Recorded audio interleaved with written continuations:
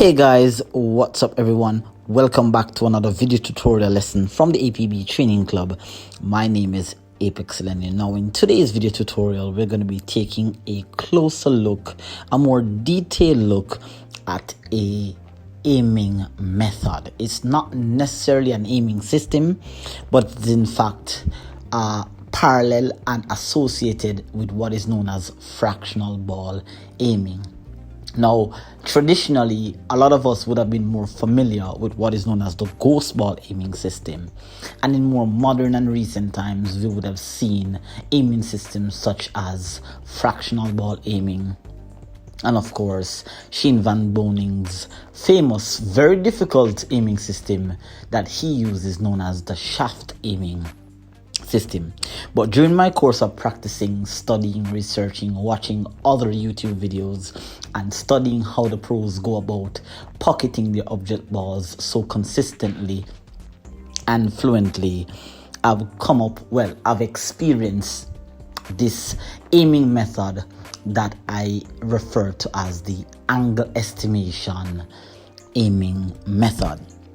Of course, you will still need to be familiar with fractional ball aiming, such as what is it like to pocket a ball using a 3/4 cut, a quarter ball cut, or a half ball cut. Of course, you're going to need to be familiar with ranges of angles such as 0 to 30 degrees, 30 to 45 degrees, 45 to 60 degrees, so on and so forth. So we're going to jump right into the video. I'm going to be walking you through the steps, the process that I go through, and hopefully this method will be of some value to you. Of course, if you have gotten any value, then please go ahead and smash that subscribe button below. Turn on your post notification bell. Consider leaving some positive comments and questions below, and let us jump right into the content. We're going to take a look at this particular method. Alright guys, here we go. So I'm going to be walking you through the process and the steps that I take when it comes to aligning and finding the potting angle, as well as where on the object ball I should aim in order to make these particular pots. Now, these shots are shots that comes up a lot in my game. They usually comes up at very crucial and critical points during a match or a game, and I definitely have some problems with these, which is why I came up with the idea of actually doing this particular video. I must also mention to you there that it's not just about where on the object balls I'm aiming, but I'm actually using the diamonds that are on the rail as a reference point for aiming. I have another video that is coming up, guys, where I'm going to be teaching you how to use the diamonds on the rails to estimate potting angles that are between 0 and 30 degrees, 30 degrees and 45 degrees, 45 degrees and 60 degrees, and of course beyond 60 degrees. Now, you would have seen there that I missed my first attempt at pocketing this particular shot here, and it could be for several reasons. I could have applied a bit of unwanted side spin, I could have hit the ball a bit too hard, I may have had a little bit of head movement or hand movement during the stroke. But of course, I'm going to set it up back again, and I'm going to go right ahead and try to pot this shot. Now, you're going to see consistently something that I do when I'm aiming these shots up. I did in fact scratch on that shot, but as I said, the drill here that I'm doing is not primarily focusing on cue ball control and or cue ball direction, but it's mainly on guesstimating the potting angles. Now, consistently, you'll see, like what you're seeing there, is that I always tend to find my 0 degree potting angle, which is what if the cue ball was dead straight on the object ball.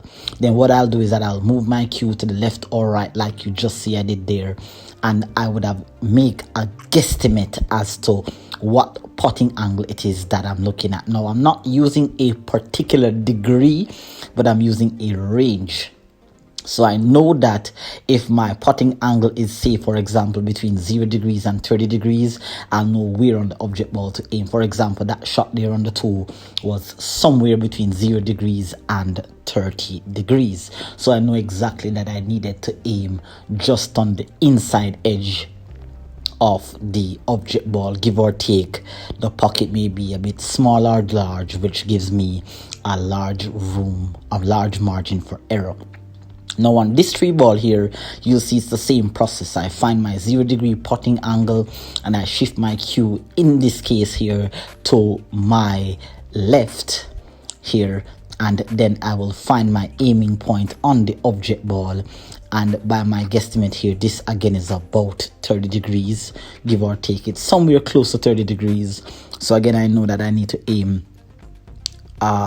there, just at the edge of the object ball, to pot that shot there.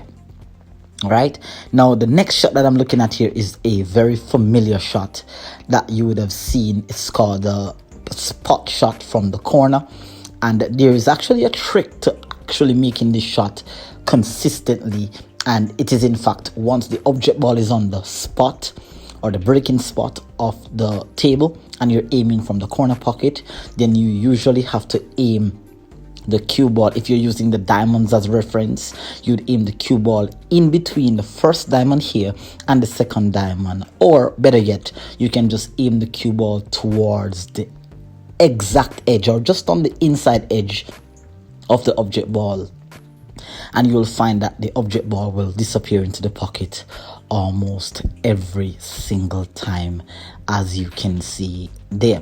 All right, so that particular shot there was exactly 30 degrees, so I can actually make that shot almost every time. Now this particular shot here again is somewhat of another spot shot, but this time the angle is a bit steeper.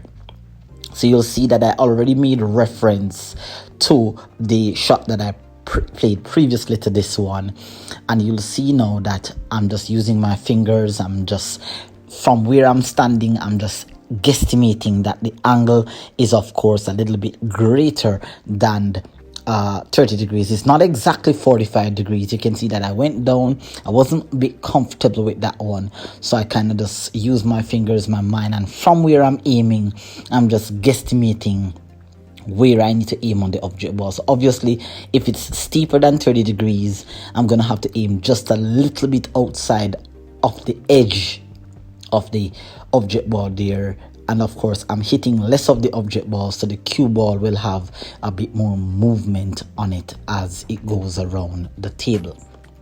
Now this particular shot here, which is a much more steeper cut, it is close to the reference point. There you can see I am making a reference to the shot that I played previous to this one, and you will see that here it is again a little bit greater than 30 degrees. Pardon me, yes, it's a little bit greater than 30 degrees. Not much, but it's a little bit greater. So I know that I will also have to aim just on the outside edge of the object ball for this particular shot.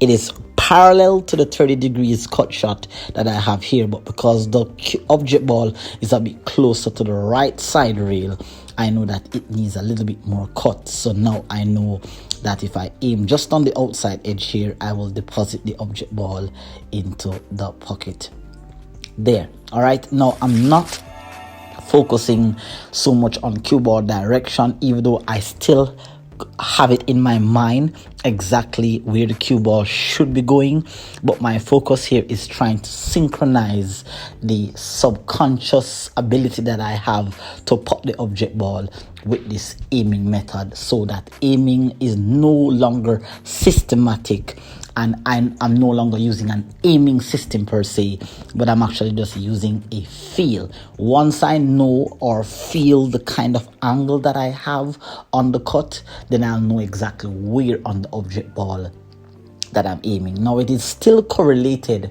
to the fractional ball aiming method.